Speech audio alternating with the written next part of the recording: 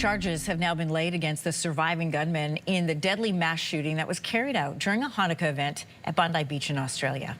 Funerals and memorials continue for the 15 murdered victims. Jewish communities around the world grieve with the survivors. In Canada, Jewish communities are responding with concern and heightened alert over and worried about safety as anti-Semitism continues to rise locally. Michael Gilmore is the executive director of Kehilat Sharei Torah.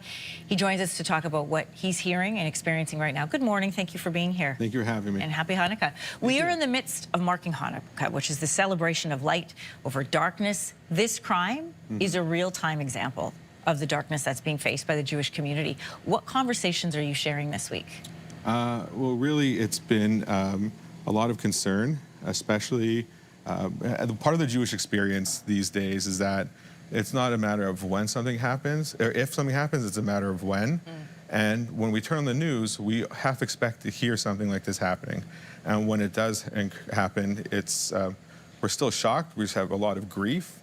But the next step that we have to move to pretty quickly, especially as leaders in the community, is how do we ensure our own safety? How do I convey to the members and the community what we are doing, talking to Toronto Police, talking to members of Parliament, city councillors, and ensuring that the next steps are going to be proactive and not reactive, and that we are going to maintain safety while also still enjoying the holiday and being able to celebrate the way that we want to and that we should be able to. Security has been increased at celebrations, Jewish celebrations in Australia. Your synagogue in North York has been vandalized more than 10 times in the last couple of years. First of all, tell me about, I think these are examples of some of what has happened at the synagogue. What goes through your mind when crimes happen, like what happened in Australia against the community?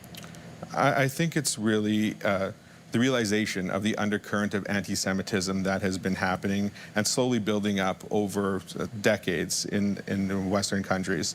One of the issues that we have is that words matter, and when people take things out of context and they don't think before they speak, it's easy for a person to have their ideology changed by anti-Semitism. So one of the major things that we combat is, okay, the police are doing the best that they can, but you can't police away an ideology. You can't police away anti-Semitism at the root cause. It has to be done at a community level, and it has to be done with honest conversations.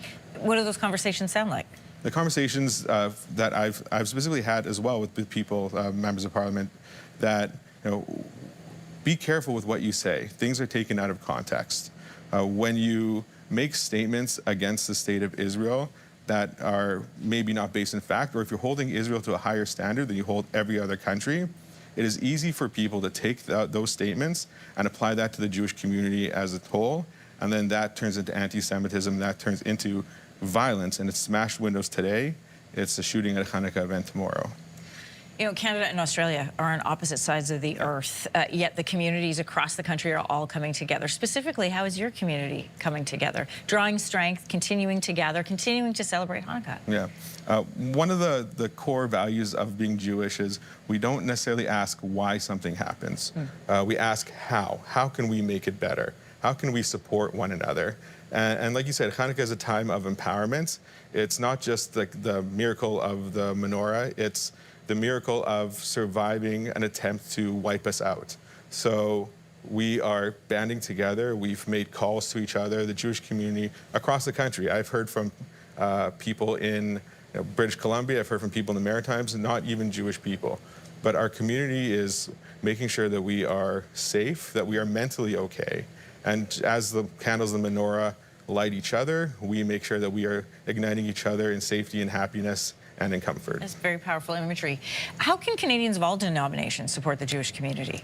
Yeah, I think the biggest thing that Canadians can do is, we're very happy for the support that we have. Just be aware of how powerful your words are, and especially how they affect the Jewish community.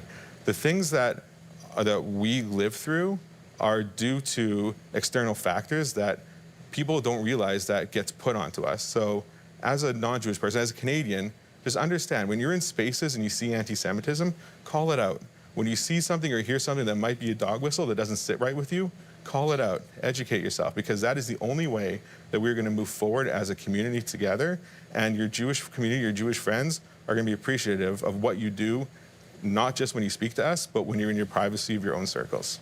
Michael Gilmore, I appreciate you coming in today, sharing this conversation at a time that is not only a holiday time, but also a time of grieving and reflection. Thank you for being here. My pleasure. Thank you so much for having me.